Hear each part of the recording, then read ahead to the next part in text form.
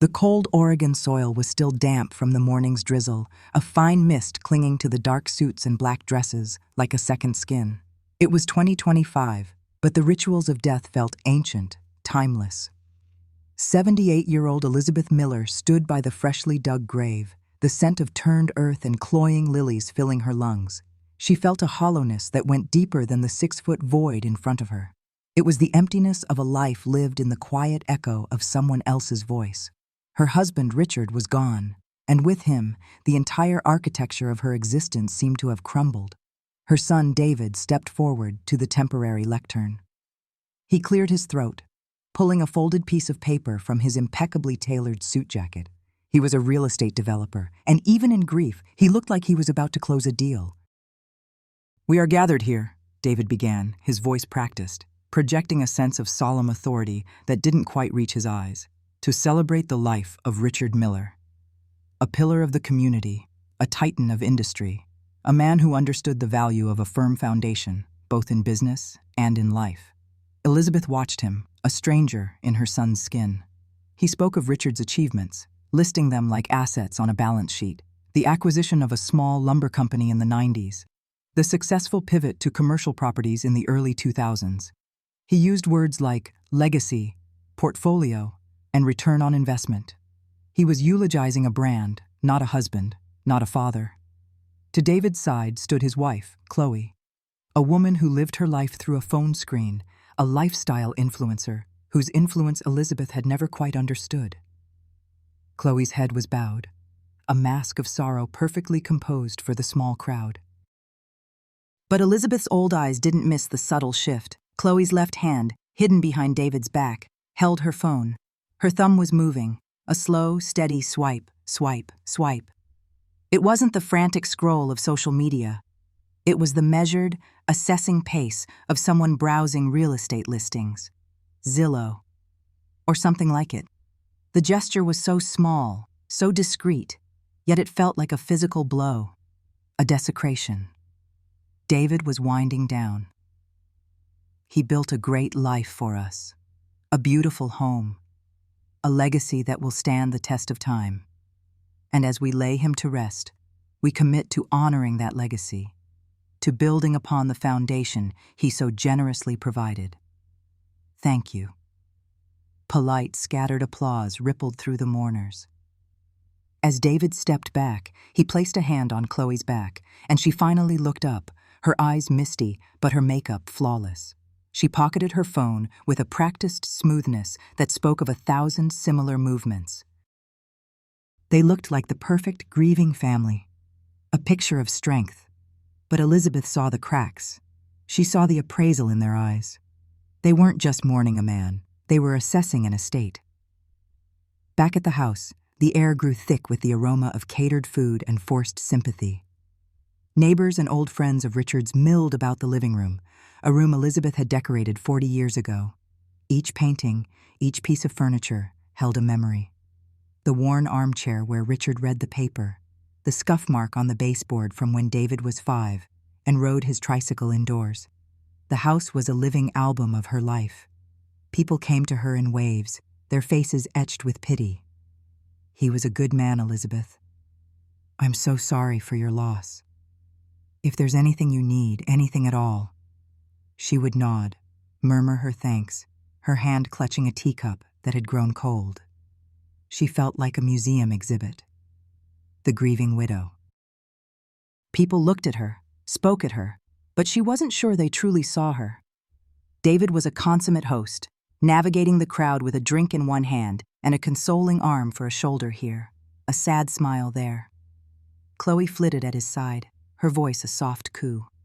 "Thank you so much for coming. It means the world to my mother-in-law. She's being so brave." Elizabeth needed air. The platitudes were suffocating her. She slipped away from a conversation about Richard's golf handicap and moved towards the French doors that led to the garden. She just wanted a moment of quiet, a breath of unscented air. But as she reached for the handle, she heard a voice, Chloe's voice. It was coming from the stone patio, partially hidden by a large rose bush Richard had been so proud of. Chloe's back was to her, the phone pressed to her ear again. This time, she wasn't hiding it. Her tone was no longer soft and cooing. It was crisp, businesslike. No, the structure is solid. Great bones, Chloe said, her voice sharp. The curb appeal is fantastic. Mature landscaping, corner lot. It's the kind of property that photographs beautifully for the listing. Elizabeth froze, her hand hovering over the cold brass of the door handle. The teacup in her other hand began to tremble, a tiny seismic rattle against the saucer. Listen, I know the market is a little soft right now, Chloe continued, pacing a small circle on the flagstones. But a house like this, in this neighborhood, it's all about the potential. We'd probably have to do some minor cosmetic updates to maximize the value, stage it properly, but the return would be significant. A pause. Chloe laughed, a short, sharp sound devoid of humor. Of course she's not thinking about that right now. But we have to be practical. It's what Richard would have wanted. He was a businessman after all. He understood market value. Market value. Curb appeal. The words echoed in the sudden, ringing silence of Elizabeth's mind. They were the same words David had used in the eulogy. Foundation. Legacy. It was all the same language, the language of commerce, of transaction. Her home, her life, her grief. It was all being appraised, packaged, and prepared for sale. The betrayal didn't come like a thunderclap. It arrived as a whisper from the garden, carried on the scent of roses, poisoning everything. She looked down at the trembling cup in her hand, at the reflection of the distorted living room on the dark surface of the cold tea. She finally understood the hollowness. It wasn't just loss. It was the chilling realization that she was now just an obstacle, an occupant in a house that was already on the market. A week passed, a week of silence and shadows. The sympathy casseroles stopped arriving. The phone calls dwindled. The house settled back into a quiet that was different now, heavier, more menacing. Elizabeth moved through the rooms like a ghost, each object a reminder of the life that was, and each tick of the grandfather clock in the hall a countdown to what? She didn't know. But she felt it coming. It arrived on a Tuesday afternoon. David and Chloe called her to the dining room. The great oak table, a place of 1,000 family dinners, holiday celebrations, and homework sessions, now felt like a boardroom. They sat opposite her, their expressions a carefully calibrated blend of concern and gentle resolve. "Mom," David began, folding his hands on the polished wood. "Chloe and I have been talking. We've been worried about you." "So worried," Chloe chimed in, her voice dripping with artificial sweetness. She slid something across the table. It was a brochure, glossy and heavy, the paper cool to the touch. The front showed a sprawling, manicured complex of buildings under a sun-drenched sky. The text, in an elegant, looping script, read, "Silver Lining Senior Village, your golden years in grace and comfort." Elizabeth stared at it. She didn't touch it. It lay between them like an unexploded bomb. "What is this?" she asked, her voice raspy. "It's a gift, Mom," David said, leaning forward. "A chance for you to relax, to be taken care of. Think of it, no more worrying about the stairs, or the garden, or the leaky faucet in the guest bathroom. No more cooking, no more cleaning. Just peace." "They have a heated pool, Elizabeth," Chloe added, tapping a perfectly manicured finger on a picture of smiling, silver-haired people playing water aerobics. "And a book club, and gourmet meals prepared by a chef. It's like a permanent luxury vacation. We took a tour last week. The facilities are state-of-the-art." They had taken a tour. Before Richard was even cold in the ground, they were touring her replacement home. The subtext wasn't just clear, it was a blaring, screaming siren in the quiet room. They wanted her out. The house, Richard's legacy, was not for her to live in. It was for them to sell. A sharp, familiar pain bloomed in Elizabeth's chest, a tight fist squeezing the air from her lungs. She pressed a hand to her sternum, her breath catching. I'm not feeling well." Chloe's expression didn't change. The concerned smile remained frozen on her face. "Oh, sweetie, that's just the grief-induced stress. It can manifest in very physical ways. I was just reading an article by a wellness expert on Instagram, Dr. Aria Vance. She says emotional trauma is stored in the chest. She waved a dismissive hand. It's perfectly normal. In fact, she added, her eyes gleaming with a kind of predatory helpfulness, that's another great thing about silver linings. They have excellent on-site nurses 24/7. You wouldn't have to worry about a thing. Her pain, her fear, was not a medical symptom to them. It was a selling point for the place. They intended to discard her. It was a confirmation that she was old, frail, and a liability they needed to manage. Elizabeth looked from her son's earnest, empty face to her daughter-in-law's bright, hard smile. She looked at the brochure, at the manufactured joy of the strangers in the photos. This piece of paper, filled with promises of grace and comfort, felt heavier than a tombstone. It was the deed to her own burial. "I don't want to go," she said, the words small but firm in the cavernous dining room. "This is my home." David's smile tightened at the edges.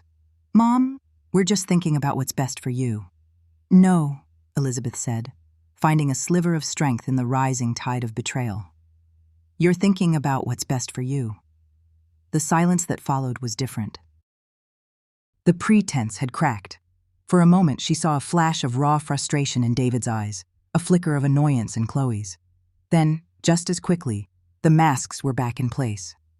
"Just think about it, Mom," David said softly, getting up from the table. "For us." They left her there, alone at the head of the long, empty table. The brochure lay in front of her, a glossy invitation to her own erasure.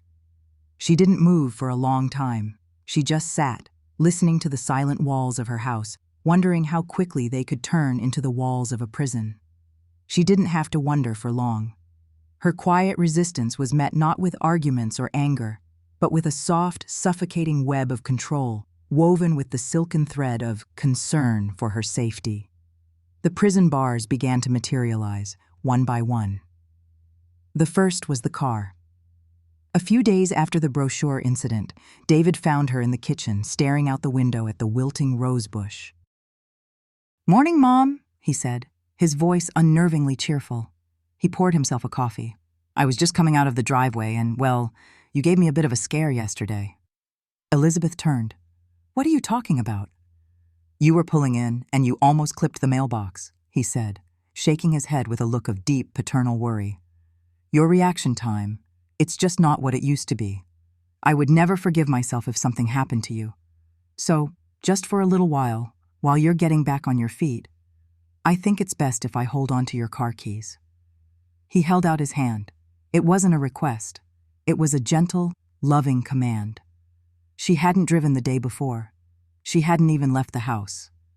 The story about the mailbox was a complete fabrication, a lie so blatant it stole her breath. But how could she argue? Who would believe her over her loving, concerned son? To protest would be to seem confused, belligerent, exactly the kind of elderly parent who shouldn't be driving. Wordlessly, feeling the weight of her 78 years, she went to the small dish by the door and retrieved the keys. The metal felt cold in her palm. As she dropped them into his outstretched hand, she felt a profound sense of loss. It wasn't just a car.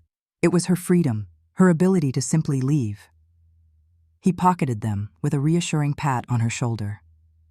"It's for your own good, Mom. I'll drive you anywhere you need to go." The first lock had clicked into place. The second lock was digital. Elizabeth had always been comfortable with technology. She had a tablet she used to video chat with friends, read the news, and look up recipes. It was her window to the world beyond the increasingly silent walls of her house. One afternoon, she sat in her armchair, the tablet on her lap, and tried to open her email. A message popped up. "Cannot connect to Wi-Fi." She tried again. Nothing. Frowning, she went to the settings. The network name, Miller Manor, was gone. In its place was a new one, Miller Private Net. It was password protected. Confused, she found Chloe in the living room, scrolling through her phone, a look of intense concentration on her face as she edited a photo of a vase of flowers. "Chloe, dear," Elizabeth said, "I think there's something wrong with the internet. I can't get online." Chloe looked up, her smile instant and bright. "Oh no, nothing's wrong. I just did a little security upgrade. The old network wasn't secure enough, you know. With all the hacking these days, I set up a new one." "Oh," Elizabeth said, relieved for a half second. "Well, what's the new password?" Chloe's smile didn't waver. "You know, you don't need to worry about any of that technical stuff. It's just one more thing for you to stress about. From now on, if you need to look something up or send an email, you just tell me or David, and we'll do it for you in a jiffy. Think of us as your personal IT department." The condescension was breathtaking. She wasn't an adult woman being offered help. She was a child being managed. Her window to the world had been bricked over, replaced by a tiny peephole controlled by her jailers. "But my friends," she started to protest. "We can help you set up video calls anytime," Chloe chirped, already turning back to her phone, her tone indicating the conversation was over. "Just let us know." The world shrank again. Now, her existence was confined to the house and whatever sanitized information David and Chloe chose to feed her. The silence in the house grew louder. It was the silence of isolation. A small, flickering light in the encroaching darkness was her granddaughter, Mia. At 15, Mia was a whirlwind of teenage awkwardness and sharp, intuitive glances. She spent more time looking at the world than at her phone, a trait that set her apart from her parents. During a forced family dinner a few nights later, while David recounted a tedious story about a zoning variance, Mia looked across the table at Elizabeth. "Grandma, Mrs. Gable from next door asked me why you didn't reply to her email about the book club," Mia said, her voice clear in a lull in the conversation. The air went still. David stopped talking. Chloe's fork froze halfway to her mouth. "Oh, honey," Chloe said, recovering instantly, her voice smooth as cream. "Grandma is taking a little digital detox. All that screen time isn't good for her." "But she loves her book club," Mia insisted, frowning. "And her tablet is how she talks to Aunt Carol." "Mia," David said, his voice low and firm, a clear warning. "Your mother just explained we're taking care of Grandma. Let's not bother her with these things." "Eat your vegetables." Mia's eyes darted from her father's stern face to her mother's fixed smile, and then to Elizabeth. In that one look, Elizabeth saw that Mia knew. The girl didn't understand the specifics, the real estate and the betrayal, but she sensed the wrongness of it all. She saw the cage her parents were building around her grandmother, but she was a child, powerless. She looked down at her plate, her shoulders slumping. The conversation was shut down. The light flickered and went out. That night, Elizabeth lay in her bed, staring into the darkness. The house she had filled with love and life was no longer a sanctuary. It was a holding cell. The familiar creaks and groans of the old structure sounded different now, like the sighs of a fellow prisoner. She was a ghost in her own home, her existence shrinking day by day, confined to a few rooms and the memories held within the silent, watchful walls. They thought she was a frail old woman, easily managed, easily erased.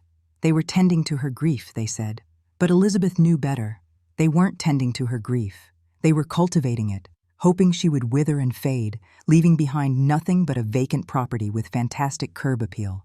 The fight hadn't even begun, but in the suffocating quiet of her bedroom, a cold, hard resolve began to crystallize in her heart. They had mistaken her silence for submission. They would soon learn how wrong they were. The silence in the house was a living thing. It had weight.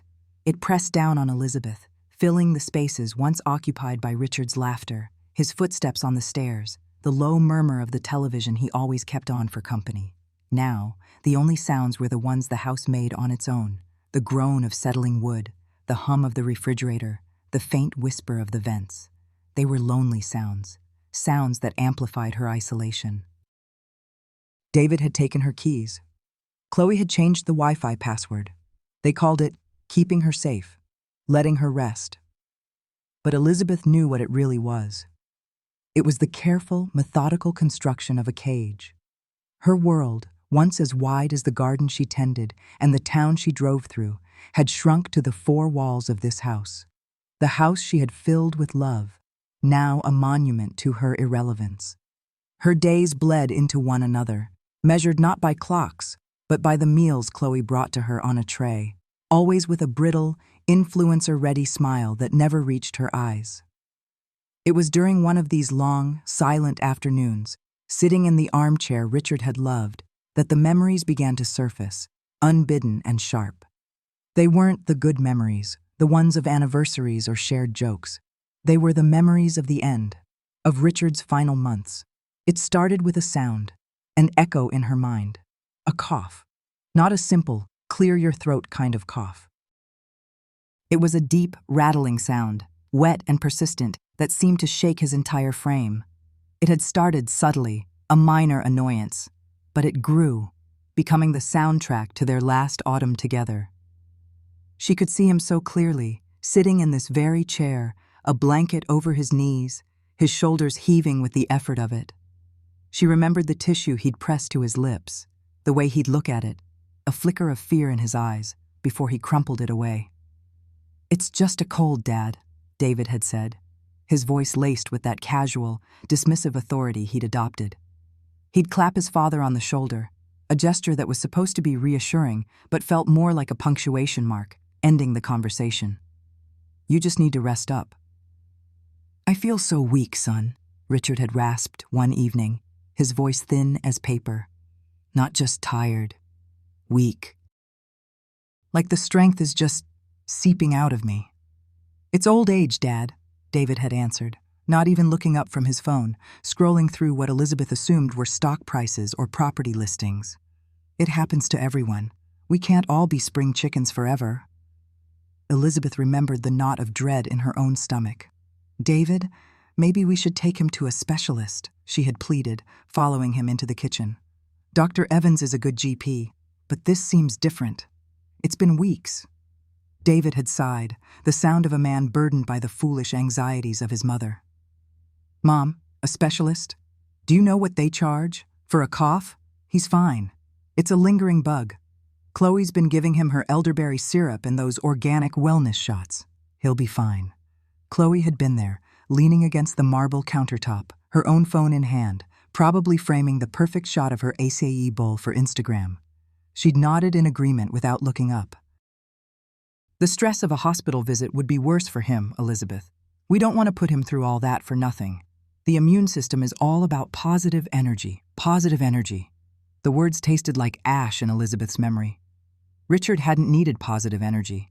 He had needed a doctor. He had needed a son who would listen. He had needed a CT scan or antibiotics or just a chance. Now, sitting in the suffocating quiet, Elizabeth pressed a hand to her own chest. The dull ache was there again, a familiar, unwelcome guest. It had been there since the funeral, a persistent throb that sometimes sharpened into a real, alarming pain. When she'd mentioned it to Chloe a week ago, her daughter-in-law had given her that same placid, empty smile. "It's just stress from the grief, Elizabeth," Chloe had said, her voice smooth as silk. "It's perfectly normal. The body holds on to trauma. Maybe you should try some of my CBD oil. It does wonders for anxiety." The parallel was so stark, so chillingly precise, it stole the air from her lungs. Richard's ignored cough, her dismissed chest pain, his weakness, written off as old age, her grief, repackaged as a manageable symptom. David and Chloe weren't caretakers. They were curators of decline. They managed symptoms, not to heal, but to maintain a certain convenient status quo. A horrifying thought, cold and sharp as a shard of glass, pierced through the fog of her sorrow. It wasn't a fully formed idea yet, but a shapeless, monstrous suspicion. It slithered into her mind, wrapping itself around the memories of David's excuses, Chloe's wellness platitudes, their shared impatience. Richard's death. Was it possible it wasn't just a tragedy they had failed to prevent? Was it possible it was a problem they had allowed to be solved? His lingering illness had been an inconvenience. It had been expensive. It had been time-consuming. And then, it was over. His death hadn't been a tragedy for them. It had been a convenience. The silence of the house no longer felt empty. It felt watchful. The walls seemed to lean in, whispering the terrible new truth. Her grief was no longer just for her husband. It was for his stolen final months, for the trust she had placed in her own son. And a new, cold fear began to grow alongside it. a fear for herself. Because if Richard's death was a convenience, what did that make her, the old woman living in the very valuable house they so clearly wanted? She needed to get out of this chair, out of this room. She needed to connect with something real, something from the time before. Before the coughs and the platitudes and the gilded cage, she needed a piece of Richard. The thought led her, almost without her conscious decision, towards the basement door. The stairs creaked under her feet, each step a protest against the descent. The air grew cooler, thick with the smell of damp concrete and forgotten things. The basement had been Richard's domain, a cluttered sanctuary of half-finished projects and neatly organized tools. David never came down here. He found it depressing. For Elizabeth, it was an archive of a life lived. She ran her hand along the dusty workbench, her fingers tracing the coffee cup rings he'd left behind. There, on a high shelf, covered in a fine layer of gray dust, was a cardboard box labeled Garden. She had to stand on her toes, her fingers straining to pull it down.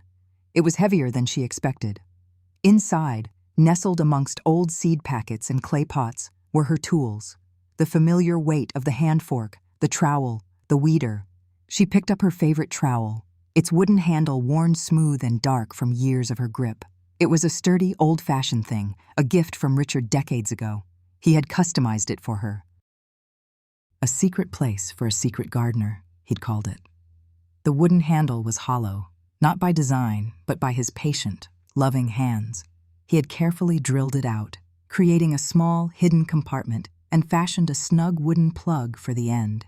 It was their private postbox. Through the years, they'd hidden things in it for each other. A silly poem, a pressed flower from a walk, a ticket stub from a movie they'd loved. Finding a message in the trowel was like finding a small, buried treasure. Her heart ached with the memory. She hadn't opened it in years. After Richard got sick, the gardening had stopped. The garden, like the house, had fallen silent. Her fingers, stiff with age, fumbled with the wooden plug at the end of the handle. It was stuck fast. She twisted it, her knuckles white with the effort. For a moment, she thought it wouldn't budge, that the past was sealed away for good. Then, with a faint pop, it came loose. She turned the trowel upside down and shook it. Nothing came out. Her heart sank. Of course, it had been years. She peered into the dark, hollow space and saw it, a piece of paper folded into a tight, tiny square wedged deep inside. It wasn't the soft, slightly wrinkled paper of one of their notes. It was a different texture, stiff, official. With a growing sense of unease, she fetched a long, thin nail from Richard's toolboard and carefully, painstakingly, worked the paper out. It felt wrong, like she was violating a tomb. But the suspicion that had taken root upstairs was a powerful motivator. She carried the small, tight square of paper back upstairs, to the better light of the kitchen. Her hands trembled as she unfolded it. It wasn't a love note. It wasn't a poem. The words that greeted her were cold, printed, and utterly alien. Prudential Financial, life insurance policy. The blood drained from her face. She had to grip the edge of the counter to steady herself. She read on, her eyes scanning the brutal bureaucratic language. Policyholder, purchaser, David R. Miller. Insured, Richard J. Miller. Policy, date, August 14th, 2024. August. 3 months. Just 3 months before Richard died. Her breath hitched. She kept reading, her mind refusing, at first, to process the information. Beneficiary, David R. Miller. Of course, not her. Not his mother. Him. Sole beneficiary. The payout amount was listed, a number so large it seemed obscene. 7 figures. Enough to solve any problem. Enough to buy a new life. Enough to make a father's death not a tragedy, but a winning lottery ticket. And then she saw it. The clause. It wasn't in bold, but to Elizabeth it screamed from the page. It was a rider, an addendum to the standard terms. Accelerated benefit rider, non-obvious cause. Her eyes scanned the fine print, the legal jargon a thicket she forced her way through. The rider stipulated a full, immediate payout in the event of death from causes determined to be non-obvious or of natural origin, where an official autopsy was not performed or formally waived by the next of kin. An autopsy. The memory hit her like a physical blow, the day after Richard died. The coroner's office had called, a routine inquiry. David had taken the phone. She remembered his voice, firm, resolute, laced with a convincing performance of filial piety. "No," he had said, his voice loud enough for her and Chloe to hear. "Absolutely not. My father was a private, dignified man. I will not have his body cut up. It would be a violation. Let him rest in peace." Chloe had stood beside him, nodding, a hand on his arm in a gesture of supportive grief. "He's right," she'd said softly to Elizabeth. "It's about his dignity, his final wishes. Richard wouldn't have wanted it." At the time, Elizabeth had been too numb with shock and sorrow to question it. It had sounded right. It had sounded respectful. Dignity. They had used that word like a shield. But it wasn't a shield to protect Richard's memory. It was a shield to protect a fraudulent insurance claim. They hadn't been preserving his dignity. They had been preserving their payout. The paper slipped from her fingers and fluttered to the floor. The house, her home of 50 years, suddenly felt like a crime scene. Every object, every memory, was now tainted. The armchair where Richard had coughed his life away, the kitchen where David had dismissed her fears, the spot on the floor where the insurance policy now lay, a testament to a betrayal so profound it defied comprehension. This wasn't just about a house anymore. This wasn't about being put in a home. This was about Richard. They hadn't just let him die. They had gambled on it.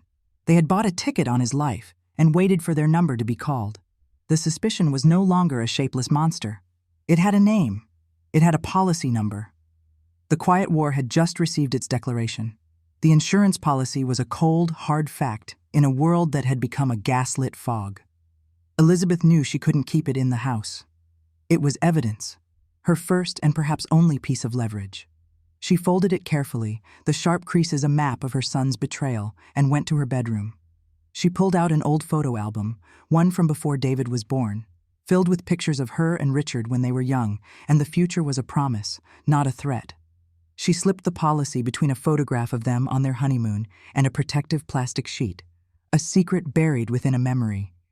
She knew what she had to do, but the how was a fortress. Her phone was a listening device. The family computer, which sat in the living room, was certainly monitored. Chloe, with her tech-savvy fluency, had probably installed tracking software on everything. They had isolated her so perfectly, so completely. They had built her prison with love and concern as the iron bars. Her mind, which for so long had felt slow and clouded by grief, was now sharp, honed by a cold, clarifying rage. She had to think like a prisoner. She had to look for cracks in the walls. An opportunity came 3 days later. It was presented, as always, as a kindness. "We're running low on my oat milk," Chloe announced, her voice bright and cheerful. "And David needs to pick up some things from the hardware store. Why don't you come with us, Elizabeth? A little fresh air will do you good." It was a test. A trip to the grocery store, a public space, to see how she would behave, to reinforce the image of the frail, grieving mother who needed their constant supervision. "That sounds nice," Elizabeth said, her voice deliberately weak. "But I do feel a little unsteady today." "Nonsense," David said, clapping his hands together. "The walk will be good for your circulation. We'll be right there with you. You won't fall." In the car, Elizabeth sat in the back, a prisoner in transit. She watched the familiar streets of her town pass by, a world she was no longer a part of. The plan began to form, a desperate, risky gambit. The grocery store was 2 blocks from the town's public library. 2 blocks. It might as well have been a marathon. Inside the store, the bright fluorescent lights felt harsh, the cheerful pop music tinny and offensive. Chloe pushed the cart, her eyes scanning the aisles for organic, gluten-free, ethically sourced everything. David was on his phone, as usual. This was her chance. They were in the dairy aisle. Chloe was intently comparing the nutritional information on 2 different brands of almond yogurt. "David, which one has less sugar?" she asked, holding them up. As David leaned in to look, Elizabeth took a deep, silent breath. She let her shoulders slump. Her hand went to her head. "Oh," she murmured, her voice a fragile whisper. "Oh, I feel very dizzy." She swayed, just enough, and leaned heavily against a large display of cheese. "Mom?" David's head snapped up, his phone forgotten. "Elizabeth, what is it?" Chloe rushed to her side, her face a mask of public concern. "The lights. They're so bright," Elizabeth breathed, letting her eyes flutter closed for a second. I need to sit down for a moment. Just for a moment." Okay, Mom, just breathe," David said, his voice flustered. He was good at managing planned decline, not sudden crises. He looked around wildly. "There's a bench by the entrance. I'll help you." "No," Elizabeth said, her voice firm but faint. "Not the entrance. It's too busy, too loud. I just need some air." "The hardware store. You said it has a bench outside, doesn't it? It's quieter there." It was a lie. She had no idea if it did, but the hardware store was next to the library. "Yeah, I think so," David said, relieved to have a plan. "Okay. Chloe, you finish up here. I'll walk Mom over to the bench at the hardware store and wait with her. We'll meet you at the car." "Are you sure?" Chloe asked, her eyes narrowed slightly. A flicker of suspicion. "I'll be fine," Elizabeth whispered, leaning on David's arm. "Just a little spell. It will pass." The walk out of the grocery store was the longest of her life. Every step was a performance. She leaned on David, making her feet shuffle, her breathing shallow. Once they were outside, the cool air hit her face. "See? Better already," David said, steering her down the sidewalk. "Just a bit further," she said. The hardware store came into view, and next to it, like a promised land, the red brick facade of the Helen T. McGregor Public Library. There was no bench in front of the hardware store. "Huh. I could have sworn there was a bench," David said, looking confused. "It's all right," Elizabeth said, straightening up slightly. "You know, I think I just need to use the restroom. My stomach feels a bit upset now. The library will have one. You go on to the hardware store, dear. I'll be quick. I'll meet you right back here." She didn't give him time to argue. She patted his arm, a gesture of maternal dismissal she hadn't used in years, and turned, walking with a purpose that belied her supposed dizzy spell. She could feel his eyes on her back, but he didn't follow. He had errands to run. He had a life to get back to. He probably just thought she was a confused old woman. The library doors slid open with a quiet whoosh. The air inside was cool and smelled of paper and floor wax. It was the smell of knowledge, of safety. She didn't go to the restroom. She went straight to the public computer terminals in the back. There were 3 of them, ancient desktop machines with bulky monitors. A teenager was playing a game on one. The other 2 were free. She sat down, her heart pounding against her ribs. The chair was hard plastic. The keyboard was sticky. The mouse moved the cursor with agonizing slowness. She opened a web browser. The homepage was for the library system. She fumbled, typing anonymous email service into the search bar. The results were a mess of ads and confusing links. She clicked on one, then another, getting lost in a maze of pop-ups and user agreements. She was running out of time. Finally, she found a simple, no-frills site. She created a disposable address, Jane Doe, 1947. She took a breath and composed her message. Her fingers, clumsy on the unfamiliar keyboard, typed out the story. She kept it brief, anonymous. She mentioned an elderly mother, a suspicious death, a life insurance policy, a controlling son. She wrote of being isolated, of her communications being monitored. She didn't ask for a specific person. She just addressed it to the general inbox of the largest legal aid clinic she could find that served her county. "To whom it may concern," she wrote. "I am writing on behalf of a friend, an elderly woman whose husband recently passed. Her son holds power of attorney, signed when the father was ill. The son has isolated her. We have discovered a life insurance policy he took out on his father, with a clause about no autopsy being performed, which he enforced.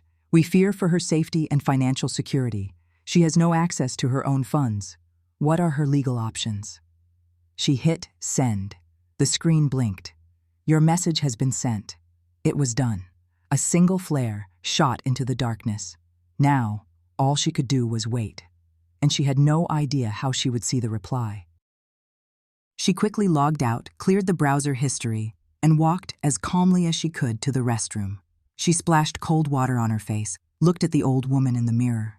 Her eyes were no longer just sad. They were fierce. She met David outside. "Feeling better?" he asked, holding a plastic bag from the hardware store. "Much better," she said, her voice even. "Thank you, dear." The waiting was a special kind of torture. A day passed, then another. She had no way to check the email. Going back to the library was too risky. They would be more watchful now. The walls of the house seemed to be closing in again, her brief moment of action fading into a memory. Hope began to fray. Perhaps the email was lost. Perhaps they thought it was a prank. Perhaps there was simply no help to be had. The key came from the one person David and Chloe underestimated: their daughter. Mia, her 17-year-old granddaughter. Mia was a quiet, watchful girl with her grandmother's eyes. She had been visiting more often since Richard's death, her presence a small, silent comfort. She would sit with Elizabeth, showing her videos on her phone, talking about school, her anxieties a quiet echo of a normal world. Elizabeth could see the girl watching her parents, a flicker of confusion and worry in her expression during their hushed, tense conversations in the other room. During a visit on a Saturday afternoon, while David and Chloe were in the garden, having a loud, strained discussion about landscaping costs, Mia sat with Elizabeth in the living room. "I have a new tablet, Grandma," Mia said, pulling a sleek new device from her backpack. "So I don't need my old one anymore. I was going to recycle it, but maybe you'd like it. You could watch movies on it or something. It still connects to Wi-Fi." Elizabeth's heart gave a lurch. Wi-Fi. But she didn't know the new password. As if reading her mind, Mia leaned in close, her voice a conspiratorial whisper. "The password is Silver Linings 25. Chloe told me. She said it was for manifesting positive outcomes." Mia rolled her eyes, a gesture of teenage solidarity that felt like a lifeline. "Anyway, I'll just leave it here for you, on the charger, in case you want it." She placed the old tablet, a slightly scuffed iPad from a few years ago, on the end table next to the armchair, plugging in the frayed charging cable.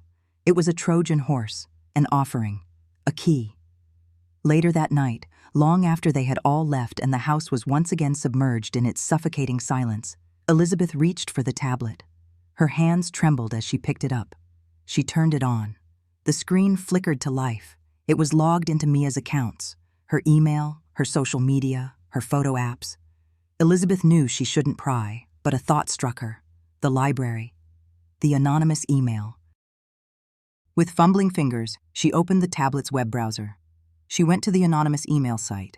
She typed in the address, Jane Doe 1947, and the password she'd hastily created. She clicked Login. There was one new message. Her breath caught in her throat. It was from the Legal Aid Clinic. The reply was not the call to arms she had prayed for. It was a bucket of ice water. The language was professional, sympathetic, but ultimately devastating. "Dear Jane Doe," it began. "Thank you for reaching out. The situation you describe is deeply concerning. However, legally, the path forward is fraught with challenges. As the son holds a valid power of attorney, signed by the principal, the father, while he was alive, he has broad legal authority over the estate, and potentially his mother's affairs, depending on the document's wording. Contesting a POA requires proving the principal was not of sound mind when signing, which is extremely difficult post-mortem. Regarding the life insurance policy, while suspicious, it is not in itself illegal. The key would be proving the death was not from natural causes. Without proof of foul play, which would require an exhumation and a new autopsy order from a judge, law enforcement is unlikely to open an investigation. We are sorry we cannot offer more encouraging news. Without concrete evidence of a crime, your friend's hands are, for the moment, legally tied. Legally tied. The words were a sentence. A confirmation of her prison. She had the motive, the policy, but no proof of the crime. David had thought of everything. He had used the law, the very system meant to protect people, to build the perfect trap. The rage that had been fueling her curdled into a cold, heavy despair. She was a ghost in her own home, and now a ghost in the eyes of the law. She was alone, truly, utterly alone. She closed the email, the tablet screen reflecting her own tired, defeated face. She felt a wave of nausea. And what had she been thinking? That she, a 78-year-old woman with no resources and no allies, could take on her powerful, ruthless son. It was a fantasy, a foolish, desperate dream. She slumped back in the chair, the tablet resting on her lap, its screen still glowing. She was about to turn it off, to surrender to the silence, when the screen blinked. A notification banner slid down from the top. It was from a shared family photo app, one she had forgotten existed. The notification was a comment on a photo. The preview showed a picture of Mia, and the text of the comment, written by Mia herself, was not for her. It was a message, sent out into the digital ether, a desperate signal from one prisoner to another. "Grandma, are you okay? Dad's on the phone with creditors again. He's yelling. He said the house is his only way out." The words hung there on the screen. His only way out. It wasn't just greed. It wasn't just ambition. It was desperation. He was in debt. Deeply in debt. The real estate developments, the fancy cars, Chloe's curated lifestyle, it was all a house of cards, and it was collapsing. The house wasn't a windfall. It was a lifeline, and they would do anything to get it. They hadn't just gambled on Richard's death for a profit. They had needed it to survive. The despair that had settled in Elizabeth's chest moments before evaporated, burned away by a sudden, white-hot clarity. This wasn't a game of chess she was playing with a skilled opponent. This was a cornered animal she was facing. And a cornered animal is predictable. It is reckless. It makes mistakes. The knowledge didn't make her feel better. It made her feel colder, more determined. Her legal options were gone. The direct path was blocked, so she would have to find another way. They thought she was a ghost, a frail old woman fading into the background. They were wrong. A ghost can't be held prisoner. A ghost can't be silenced. A ghost can watch. A ghost can wait, and a ghost can haunt. The war wasn't over. It had just entered a new, more dangerous phase. It began not as a roar, but as a whisper. A familiar, treacherous whisper of pain in the center of Elizabeth's chest. For weeks it had come and gone, a phantom guest she had been told to ignore. Grief, Chloe had called it, her voice smooth as polished stone. Stress, David had echoed, his eyes fixed on a point somewhere over her shoulder. But this time, the whisper did not fade. It stayed, coiled like a serpent behind her sternum, and slowly, deliberately, began to squeeze. She was sitting in her armchair, the one Richard had always favored, its floral pattern worn smooth by the years.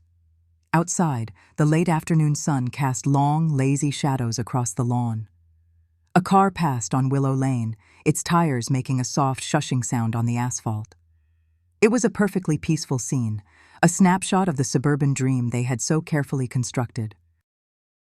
But inside her body, a war had begun. The squeezing intensified. It was no longer a whisper. It was a firm, insistent pressure. A heavy weight, as if someone had placed a paving stone on her chest.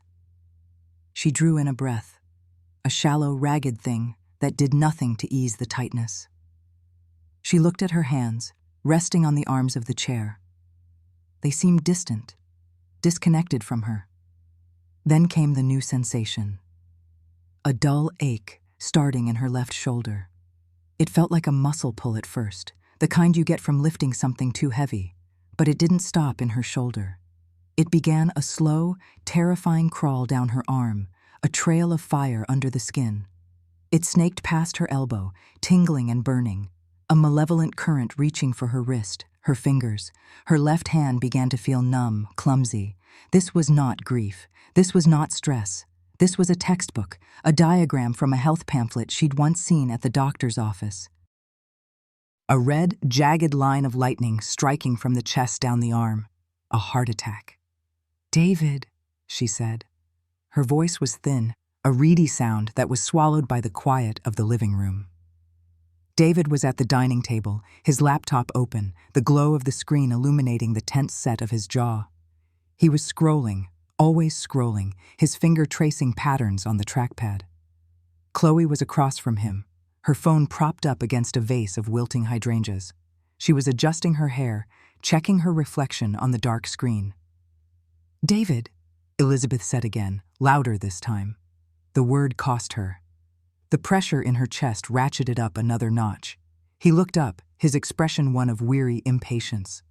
"What is it, Mom? I'm in the middle of something." "My chest," she gasped, pressing a hand against the ache. "The pain. It's in my arm now. My left arm." Chloe sighed, a theatrical exhalation of manufactured forbearance. She didn't even look up from her phone. "Mom, we've been over this. Dr. Evans said you're physically fine. It's anxiety. You need to practice those breathing exercises." "This is different," Elizabeth insisted, her voice trembling. The numbness in her fingers was turning into pins and needles. A cold sweat was beginning to prickle at her hairline. It's very strong. We need to go to the hospital. The emergency room. Now." David closed his laptop with a sharp snap. The sound echoed in the room like a gunshot. "Mom, stop it. You're working yourself up over nothing. There is no emergency." "It's not nothing." Her voice rose, laced with a panic she could no longer suppress. I feel like I'm going to pass out. Please, just take me." It was then that Chloe finally looked up. But she wasn't looking at Elizabeth with concern. Her eyes had a strange, speculative gleam. An idea was dawning on her face. With a practiced, fluid motion, she picked up her phone, swiped it open, and tapped on the familiar garish icon of her favorite social media app. "You know what?" Chloe said, her voice shifting into a saccharine, performance-ready tone. "Maybe we should listen to her, Davy, but let's share this, so people can understand what we're going through." David's brow furrowed in confusion. "What are you talking about?" Chloe's thumb hovered over the Go Live button. "Content, honey. Authenticity. The struggles of being a caregiver. It's relatable." Before David could protest, she'd pressed the button.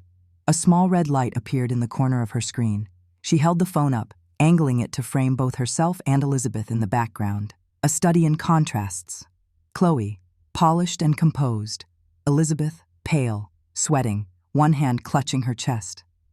"Hey guys," Chloe chirped, her face transforming into a mask of pained empathy for her audience. A small number indicating viewers began to climb in the corner of the screen. 17, 45, 98. "So glad you could join me. I wanted to go live for a minute because I believe in being transparent with you all. And right now, things are a little tough." She panned the camera slightly to give her followers a better view of Elizabeth, who was now leaning forward in her chair, struggling for breath. "As you all know, we lost my wonderful father-in-law a few months ago, and my mother-in-law, Elizabeth, has been taking it very hard." Her voice was a careful blend of sympathy and weariness. Little heart icons began to float up the side of the screen. Comments started to pop up, a scrolling feed of support for Chloe. "You're so strong."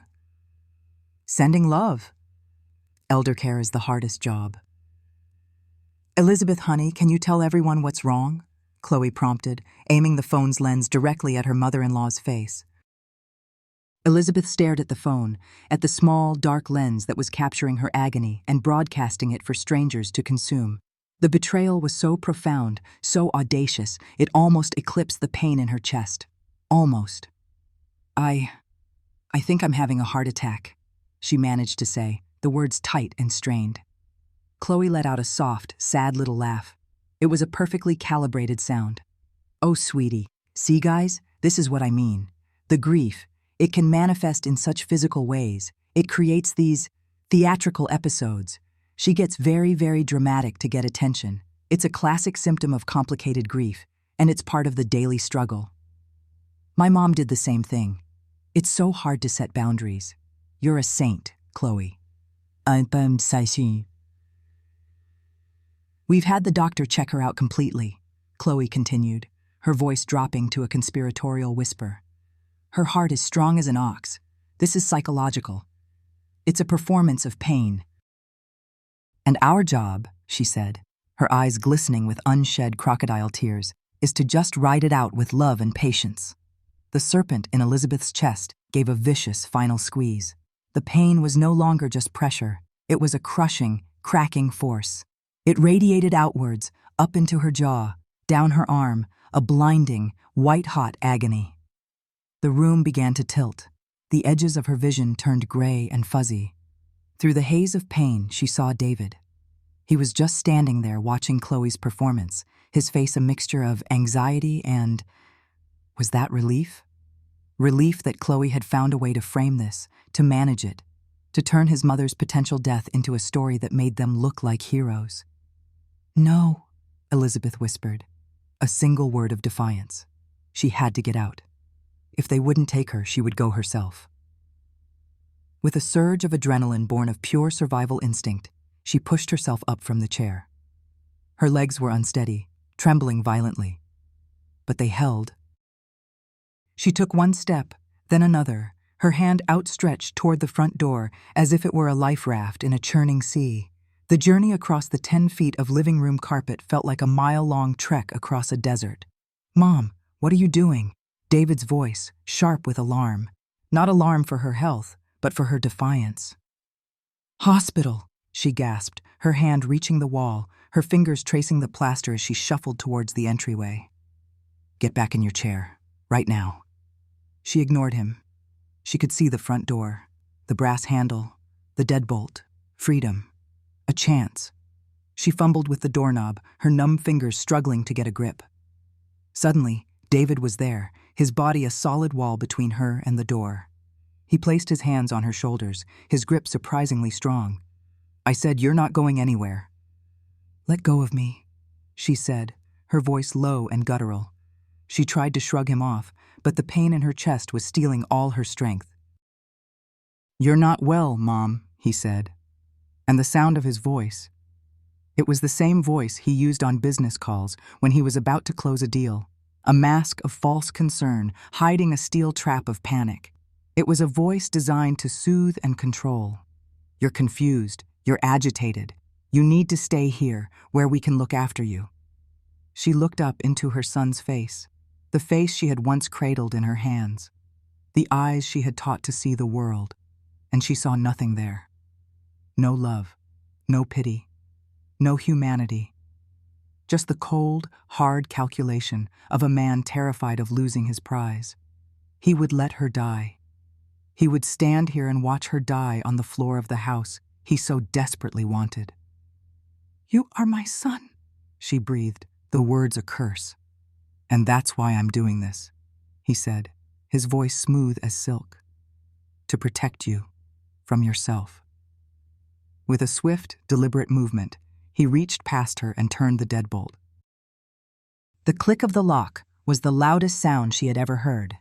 It was the sound of a key turning in a prison cell, the sound of a coffin lid being nailed shut. The house was no longer a home, it was a prison, and her son, her own flesh and blood, was the warden. Chloe was still filming. "As you can see, she's getting very combative," she narrated to her audience, her voice dripping with fake sorrow. "It's a very difficult situation. We're just trying to keep her safe. Please, send us your prayers. #caregiver.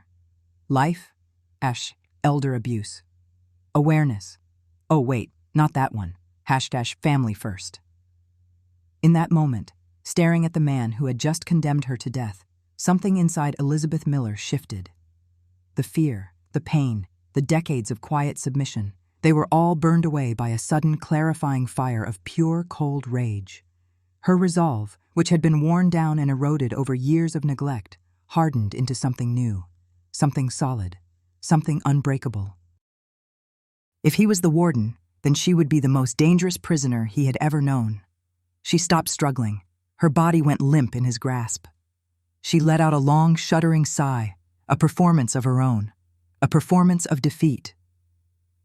"Okay," she whispered, letting her head hang. "Okay, David. You're right. I'm just tired." He visibly relaxed, his grip on her shoulders loosening. The tension went out of his stance. He had won. He had contained the problem. "That's right, Mom," he said, patting her shoulder condescendingly. "Let's get you back to your chair. Chloe, maybe get her a glass of water." "Of course, honey," Chloe said, still filming. "We're just going to help her calm down now, everyone. Thanks for your support." David gently guided her back towards the living room. Each step was a lie. Each shuffle was a strategic retreat. He thought he was leading her back to her cage. He had no idea he was escorting her to her command center. He settled her back into the armchair. She slumped into it, closing her eyes, her breathing still shallow and ragged. It wasn't hard to act weak. Her body was screaming at her. But her mind was suddenly, terrifyingly clear.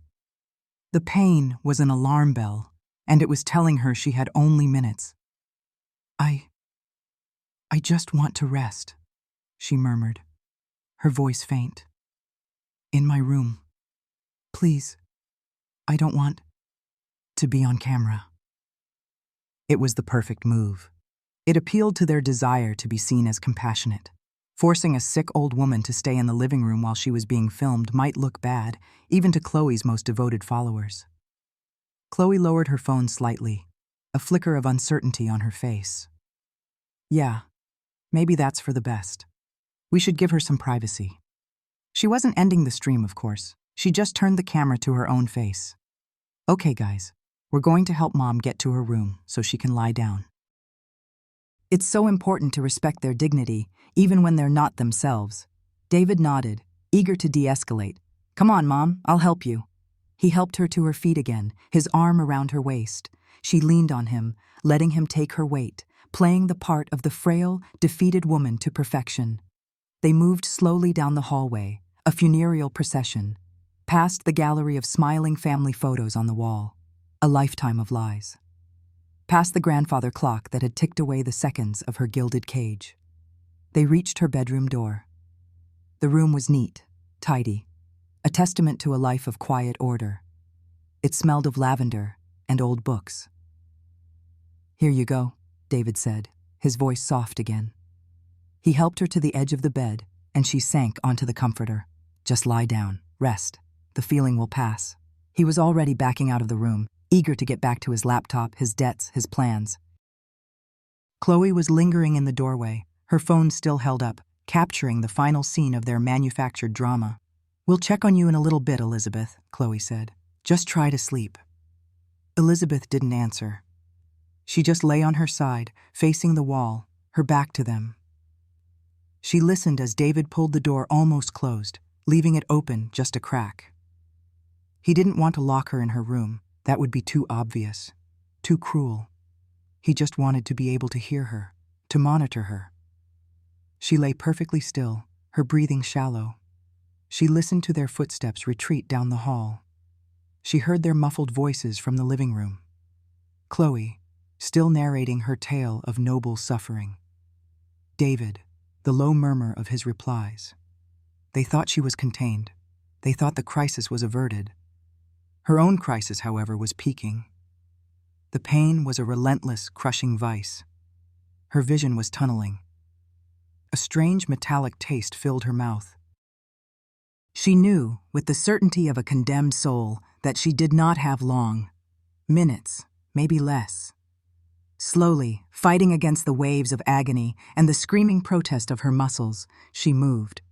Her hand, the one that wasn't numb and tingling, slipped down between the mattress and the box spring. Her fingers brushed against cool, smooth plastic. It had been there for months, a forgotten relic from a life before smartphones had taken over.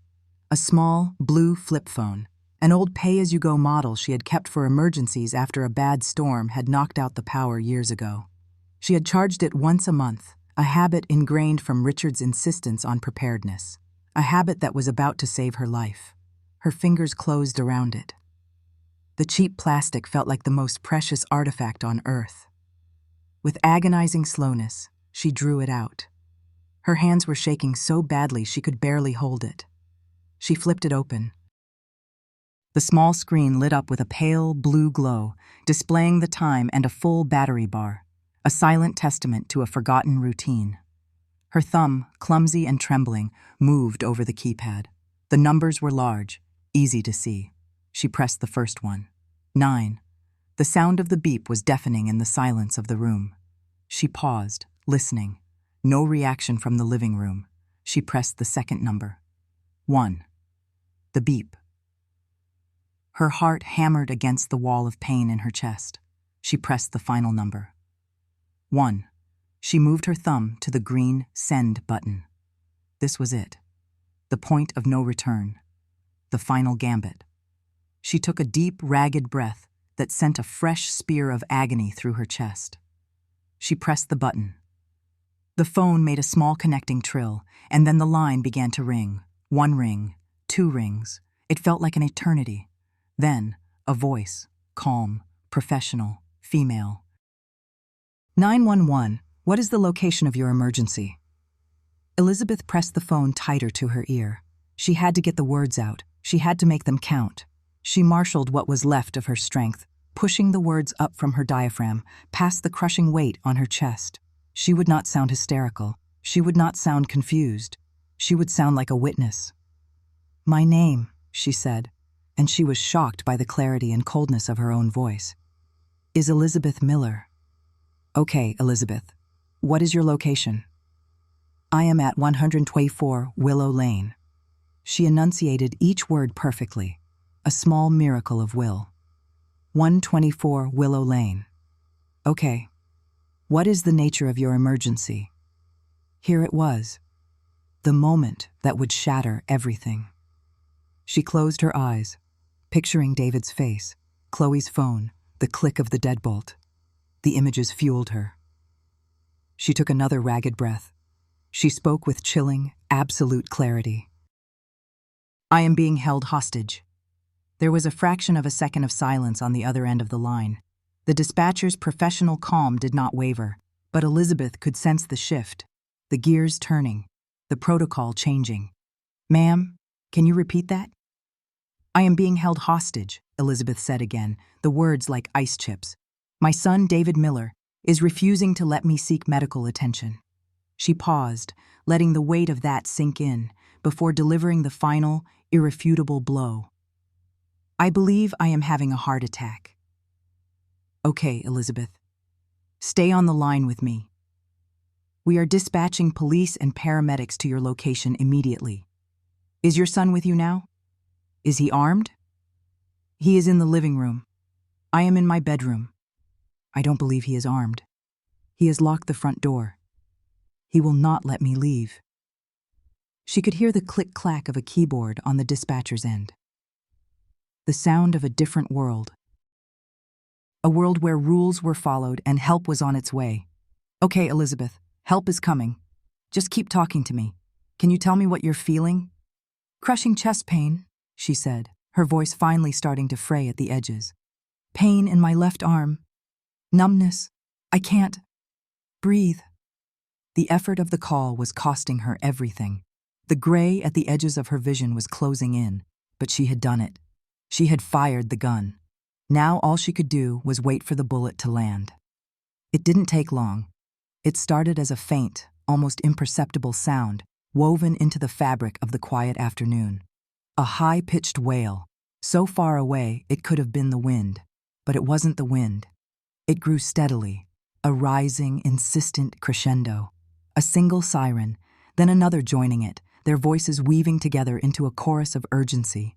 In the living room, the sound would be audible now. She imagined Chloe pausing her live stream, a confused frown on her face. David looking up from his laptop. Is that coming this way?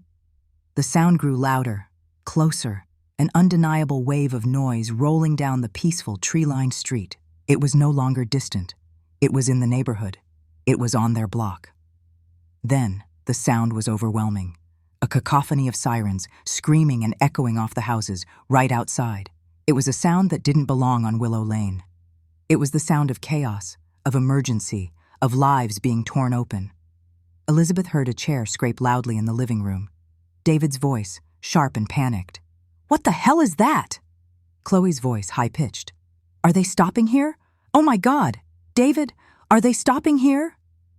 The sirens cut out abruptly, replaced by the thrum of idling engines and the slamming of car doors. Then, a new sound. A heavy, authoritative banging on the front door. "This is the police! Open the door!" Elizabeth let the flip phone fall from her grasp onto the comforter. Her part was done. She slid from the bed onto the floor, her back against the cool wall. The room was spinning gently now. It was strangely peaceful. She heard David's panicked footsteps. "Just a minute. There's a misunderstanding." The banging came again, harder this time. "Open the door now or we will force entry." She heard the frantic sound of the deadbolt being thrown back, the door creaking open, David's voice trying to be placating. "Officers, I don't know what this is about. My mother, she's unwell, she's confused." A new voice, hard and official, cut him off. "Sir, we received a 911 call from this address from a woman reporting she was being held hostage and having a medical emergency. Step aside." There was a scuffle. The sound of bodies moving past a stunned David. Chloe was shrieking now, a genuine, unscripted sound of terror. "What is going on? You can't just come in here. I'm live. I'm streaming this to 20,000 people." Footsteps pounded down the hall. Her bedroom door was pushed open with such force it banged against the wall. Two paramedics in dark blue uniforms rushed in, their faces grim and focused. They saw her on the floor, pale, clammy, her eyes half closed. "Ma'am, can you hear me? My name is Tom. We're here to help you." One of them was already taking her pulse. The other was pulling an oxygen mask from a bag. They worked with a swift, practiced efficiency that was the complete opposite of the cloying, suffocating care she had received from her family. This was real help. They got her onto a stretcher. As they wheeled her out of the bedroom, she saw the scene in the hallway. Two police officers had David pinned against the wall, his face a mask of disbelief and fury. And then she saw Chloe. Chloe was backed into a corner, but she was still holding her phone up. The red, live light was still on. Her face was a wreck, her carefully constructed mask of empathy shattered, replaced by raw, ugly panic. But the influencer in her, the creature of habit, could not stop performing. She was documenting her own downfall. Outside, the quiet suburban street was a circus. Red and blue lights flashed silently, painting the houses, the trees, the faces of her neighbors in strobing colors. They were all out on their lawns, drawn by the sirens. And every single one of them had their own phone out, recording the police cars, the ambulance, the paramedics wheeling a pale old woman out of the perfect Miller house, capturing the public implosion of a carefully curated life. As the paramedics wheeled her across the threshold of the front door, out into the fresh air, Elizabeth lifted her head slightly. Her eyes found the lens of Chloe's phone. The small black circle that had been her tormentor was now her witness. She didn't smile. She didn't weep. Her expression was not that of a confused, frail victim. It was the face of a general on a battlefield of her own making, watching her final, devastating gambit play out with breathtaking, perfect precision. It was the face of a woman who had finally taken back her own life. The first sound wasn't a sound at all. It was a silence. The abrupt, shocking silence that follows the click of a disconnected line. A void where David's panicked shouting had just been. In that sterile, echoing quiet, Elizabeth lay on the floor, the cold wood a strange comfort against her cheek. She focused on the dust motes dancing in the slice of moonlight cutting through the living room window. One breath, then another. The pain in her chest was a hot, spreading stain, but her mind was a block of ice, clear, cold, calm. Then the silence was shattered.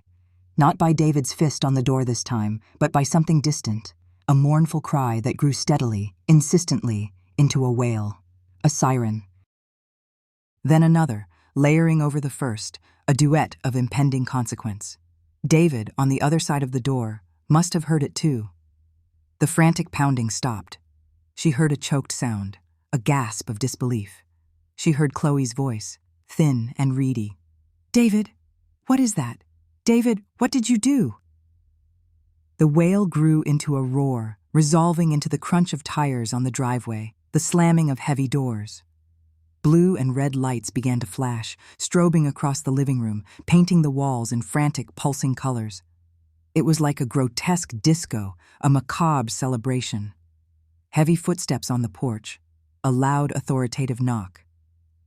"Police! Open the door!" Elizabeth didn't move. She just watched the lights dance. She heard David's voice, a desperate, pathetic attempt at his old, charming self. "Officers, it's a misunderstanding. My mother, she's not well. She gets confused." A new voice, female, calm, and utterly unimpressed, cut through his babble. "Sir, we have a report of a woman being held against her will, experiencing a medical emergency. Open the door now, or we will force it." The lock clicked. The door swung open. Elizabeth watched, from her low vantage point, as two pairs of polished black boots entered, followed by the scuffed, practical shoes of the paramedics. One of the officers, a woman with a tired but sharp face, saw her immediately. Her professional demeanor hardened with concern. "Ma'am, paramedics, in here, now." The world became a whirlwind of efficient, focused activity. Questions were fired at her, but they were gentle. "Ma'am, can you tell me your name?" "Elizabeth." "Elizabeth, where does it hurt?" She pointed a trembling finger to her chest. A blood pressure cuff was wrapped around her arm. An oxygen mask was placed over her face. Through the plastic, she saw the officer speaking quietly but firmly to David, who was shrinking, his face a pasty, sweating mask of terror. Chloe was still holding her phone, the screen dark, her face a rictus of horror. She looked like a ghost at her own funeral. As the paramedics carefully loaded her onto a gurney, the officer knelt beside her. "Elizabeth," she said, her voice low, "your son says you're confused. Are you confused?" Elizabeth met the officer's eyes. The ice in her mind hadn't melted.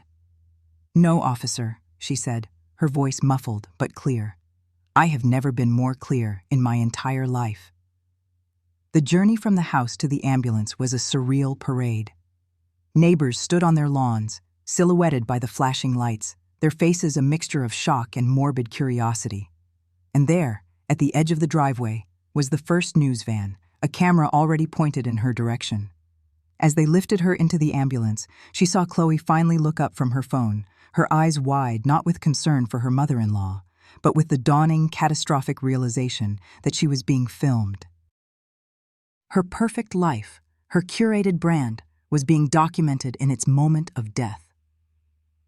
The last thing Elizabeth saw before the doors closed was Chloe's face, captured in the unforgiving glare of a news camera, crumbling into ruin. The leak happened less than 12 hours later. Some clerk at the 911 dispatch center, or maybe a paramedic's cousin who worked in IT, saw an opportunity. The audio file was anonymous at first, just a clip posted to a small local news forum. It was chillingly clean. Her voice. "I am being held hostage. My son. He will not let me leave for medical assistance. I believe I am having a heart attack." The dispatcher's professional calm. The muffled sounds of David's rage in the background. It was 3 minutes of pure, unadulterated domestic horror. By morning, it wasn't just on a local forum. It was everywhere: Twitter, Facebook, TikTok. The audio was laid over still images of the Millers' beautiful home. It was remixed. It was analyzed. Then someone connected it to Chloe's live stream. Some digital sleuth found the cached video, the one she'd frantically tried to delete. The two pieces of media fit together like a lock and key. There was Elizabeth, clutching her chest. There was Chloe, her face a mask of condescending pity, telling her thousands of followers, she just wants attention. It's what they do at this age, you know. A little performance of pain. The internet exploded. The combination was too potent, too perfectly villainous to ignore. The audio of a woman calmly reporting her own potential murder, juxtaposed with the video of her influencer daughter-in-law callously monetizing her suffering. It was a story made for the digital age. The hashtag materialized seemingly out of thin air. #HostageGrandma. It started in a handful of tweets, then it was a trending topic, then it was a global phenomenon. It was on morning news shows in London, on talk radio in Sydney, on cable news panels in New York. Pundits dissected it. Psychologists weighed in on elder abuse and narcissistic personality disorder. Chloe's sponsors, Brands that sold organic baby food and ethically sourced yoga mats began issuing public statements, their corporate language barely concealing their panic. "We are shocked and appalled. Our company does not condone." Her contracts vanished in a series of humiliatingly public digital announcements. Her follower count, once her most precious currency, began to plummet, while the comment sections of her old posts became a raging torrent of pure, unadulterated hatred. By the time Elizabeth was stable in her hospital bed, her house was no longer a home. It was a set. A media encampment had sprung up on the manicured lawn. News vans with satellite dishes sprouting from their roofs lined the quiet suburban street. Reporters did live stand-ups by the rose bushes Richard had planted, their faces grimly serious as they uttered the phrase, "the hostage grandma house." Inside the police station, the pressure was immense. What might have been dismissed as a messy family dispute was now a matter of international public outrage. The paramedics' report was the final nail in the coffin of David's "she's confused" narrative. It confirmed a significant cardiac event, an acute myocardial infarction. She wasn't performing, she was dying. Detective Miller, no relation, a fact she stated with weary professionalism at every press conference, announced the opening of a formal investigation. The charges being considered, she said, were not just unlawful imprisonment. They were expanding the scope: elder abuse, criminal neglect, and, she added, her eyes fixed on the camera, they would be re-examining the suspicious circumstances surrounding the recent death of Richard Miller. The gilded cage had been thrown open, and the whole world was peering inside. The search warrant was executed on a Tuesday morning. The news cameras captured it all, a team of detectives in plain clothes filing into the house that was now a crime scene. They were quiet, methodical, professional. They were not looking for a single clue. They were looking for the architecture of a crime. In David's pristine home office, a space designed to project success and stability, they found the foundations of his desperation. Tucked away in a file labeled "Household," a detective found the documents for a second, then a third mortgage on the property. Stuffed in a desk drawer, beneath a stack of unpaid invoices for luxury car leases and country club memberships, were the letters. Red-stamped, final notice demands from creditors. The numbers were staggering. David wasn't just in debt, he was drowning in it. His entire life was a lie held together by borrowed money and dwindling time. A forensic accountant, working from a laptop set up on Chloe's perfectly minimalist dining table, began to trace the digital breadcrumbs. He uncovered offshore gambling accounts with devastating losses. He found records of wire transfers to high-risk, speculative tech startups that had imploded months ago. The picture that emerged was one of reckless, frantic gambling, a man betting everything he didn't have on one last impossible long shot. And then they found the heart of it all. In a locked safe deposit box, the warrant for which was rushed through by a judge that same afternoon was the policy, the life insurance policy on Richard Miller. Detective Miller laid it out on an evidence table back at the station. It was even worse than Elizabeth had remembered. The premium payments were enormous, started just 6 months before Richard's death. The payout for a natural death was substantial, but the payout for an unspecified or inconclusive cause, a death where no autopsy was performed, was astronomical. And there, in black and white, was the clause David and Chloe had fought for so vehemently. A waiver of the mandatory autopsy requirement under certain conditions. The purchaser, David Miller. The insured, Richard Miller. The sole beneficiary, David Miller. It wasn't an insurance policy, it was a business plan. The final piece fell into place when they found the document revoking Elizabeth's power of attorney. It was dated just 2 days after Richard's funeral, signed by Elizabeth Miller. Except when a handwriting expert compared the shaky, uncertain signature to Elizabeth's firm elegant script from her bank records, he declared it a forgery. A clumsy, desperate one at that. The interrogations were brutal in their simplicity. David and Chloe were questioned in separate, windowless rooms. The illusion of their partnership dissolved instantly under the harsh fluorescent lights. David tried to play the role of the beleaguered son. He was all feigned concern and furrowed brows. My mother, her grief, it's made her imaginative. This is a terrible, terrible misunderstanding. Detective Miller let him talk, let him spin his web of lies. Then she slid a single sheet of paper across the table. It was a summary of his debts. Mr. Miller, your father's house is worth approximately $2 million. Your debts exceed $3.5 million. You were about to lose everything, weren't you? David's face went slack. The color drained from it. He stared at the paper as if it were a snake. And this insurance policy, the detective continued, her voice level, a policy that pays out double if your father's death is ruled inconclusive, a ruling that is guaranteed if there's no autopsy, an autopsy you and your wife argued against. Tell me about that, David. He started to stammer, to bluster, but the words wouldn't come. His world, built on a scaffold of arrogance and deceit, was collapsing in on him. In the next room, Chloe's interrogation was a different kind of theater. She wept, not for Elizabeth, not for Richard, but for herself. Her performance was stripped of its Instagram filters, revealing something raw and ugly beneath.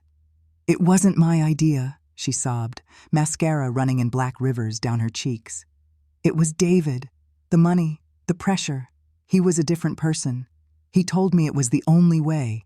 He said his mother was old. She wouldn't have wanted to live in a small apartment. He said Silver Linings was a gift. A gift? The other detective asked, his voice laced with disbelief. Your live stream, Ms. Miller. You called your mother-in-law's heart attack a performance of pain. You stood there filming her while she was dying. Whose idea was that? Chloe's sobs hitched. The brand, my followers. They expect authenticity. They expect me to share my struggles. I was being vulnerable. The detective just stared at her until her sobs quieted, until the only sound in the room was the hum of the ventilation system. They were allowed one brief, supervised meeting in a sterile hallway while being processed. The moment they saw each other, the dam of their shared lies broke. You, David hissed, his face contorted with a venomous rage. You're spending, your brand. We could have managed if it wasn't for you and your bottomless need for things. Me? Chloe shrieked, her voice echoing off the cinder-block walls. You're the one who gambled away our future. You're the one who forged your mother's signature. You told me the insurance plan was foolproof. You told me. They were wolves, turning on each other now that their prey had escaped. The facade of the perfect Millers, the envy of the neighborhood, the stars of 1,000 lifestyle posts had crumbled to dust, revealing two selfish, terrified people trapped in the wreckage of their own greed. The arrests happened the next day. It wasn't for murder. The DA was cautious. Without an exhumation and a clear cause of death, a murder charge was a high-risk gamble. But they didn't need it. The other crimes were a slam dunk: insurance fraud, criminal neglect causing great bodily harm, unlawful imprisonment, forgery, conspiracy. The perp walk was a media-feeding frenzy. David, in a wrinkled suit, his face ashen, stared at the ground.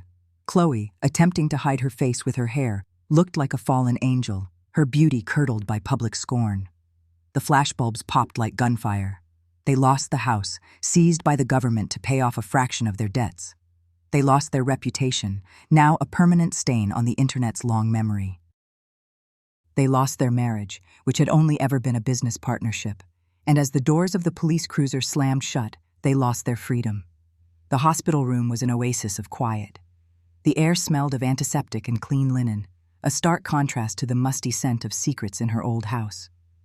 Elizabeth sat propped up against the pillows, the thin hospital gown a strange sort of uniform, a uniform of survival. The television was off. She had no desire to see the circus her life had become. She only needed to know the outcome. Her lawyer, a young, earnest woman from a legal aid society named Anna, sat by her bed. She had taken the case pro bono the moment the 911 call had gone public. She radiated a quiet competence that Elizabeth found deeply reassuring. They've been arrested, Anna said softly, passing Elizabeth a tablet showing the news headlines. Elizabeth glanced at the photos of David and Chloe, their faces pale and defeated. She felt nothing. Not triumph, not pity, not even anger anymore. Just a vast, hollow emptiness where a family used to be. Good, she said, her voice a little hoarse. Anna slid a folder onto the bed's rolling table. There's something else, Elizabeth, the house. It's been seized as a state asset due to the financial crimes. But because you are a victim in this, and because the original deed was solely in your and Richard's name, we have successfully petitioned for you to be granted full control over its disposition." Elizabeth looked at the folder, the house, that gilded cage, the repository of a lifetime of quiet servitude, the scene of her near death and her ultimate liberation. "I want to sell it," she said, without a moment's hesitation. Anna nodded. "Of course. We've already had several offers, mostly from development corporations. They're offering top dollar. They want to tear it down and build, well, condos." Elizabeth pictured it. Wrecking balls swinging through her living room, shattering the walls that had held so much silent pain. The idea should have been satisfying, but it felt empty. An ending, but not the right one. "No," she said. "Not to a developer." She thought for a moment, her mind's eye seeing the garden, the big oak tree in the back. Is there anyone else?" Anna looked surprised. "Well, there was one other offer, much lower than the developers. A young family, a doctor and a teacher. They have 2 small children. They wrote a letter." She found it in her briefcase and handed it to Elizabeth. The letter was handwritten on simple lined paper. It spoke of wanting a yard for their kids to play in, of loving the old oak tree, of wanting to fill the rooms with laughter and the smell of baking cookies. Laughter. The house hadn't heard genuine laughter in years. Elizabeth looked up from the letter, a decision crystallizing in her heart. It was the first major decision she had made for herself, by herself, in 50 years. "Sell it to them," she said. "Sell it to the family, for whatever they offered." Anna's professional composure broke for a second. She smiled, a wide, genuine smile. "I'll draw up the papers." Elizabeth signed them right there in her hospital bed, her hand steady. With each loop and line of her name, she felt a weight lifting, a chain breaking. She wasn't just signing away a piece of property, she was signing away the past. She was choosing laughter over silence, a future over a ruin. She never went back to the house. She moved from the hospital to a small, bright apartment in a quiet coastal town 2 hours down the coast. It wasn't large or grand. It had 2 rooms, a small kitchen, and a balcony that looked out over the endless, churning expanse of the Pacific Ocean. The walls were painted a pale, sunny yellow. It smelled not of old dust and regret, but of salt and new beginnings. She filled it not with heavy, dark furniture, but with a few simple, comfortable pieces. A soft armchair for reading, a small table for her tea, and nothing else. It was a space defined by what it was, not by what it had been. The months passed. The news cycle moved on. The world forgot about hostage grandma. But Elizabeth did not forget. The trauma was a part of her now, a scar on her heart. But it was no longer an open wound. It was a reminder, not of her weakness, but of a strength she never knew she possessed. One afternoon, she was sitting on her balcony, a cup of tea warming her hands, the sun warm on her face. The sound of the waves was a constant, soothing rhythm, a heartbeat for her new life. A soft chime came from the tablet on the table beside her. A video call. A picture of a smiling young woman appeared on the screen. Mia. Elizabeth smiled and answered. Mia's face filled the screen, bright and full of life. She was in a university library, books stacked high behind her. "Grandma," Mia said, her voice filled with warmth. "How are you? How are the waves today?" "They're beautiful, my dear," Elizabeth said, turning the tablet so Mia could see the blue horizon. "Loud and clear. And how are your classes? How is Professor Davies's torts class?" "Brutal," Mia laughed, "but I think I'm actually starting to get it. We talked about undue influence and fiduciary duty today. It was interesting." They both knew what she meant, but neither of them said it. They didn't have to. They talked for an hour. Not about David or Chloe, or the trial, or the house. They talked about Mia's new roommate, about a funny movie she had seen, about Elizabeth's attempts to learn how to paint with watercolors. They talked about the future. When the call ended, Elizabeth set the tablet down and looked out at the ocean. It stretched on and on, vast and deep and unknowable, until it met the sky. For so long, her world had been four walls, a gilded cage she hadn't even realized she was in. She had thought that was the whole world. But now she could see the horizon, and she knew, with a certainty that filled every part of her, that the world was infinitely bigger than she had ever been allowed to imagine.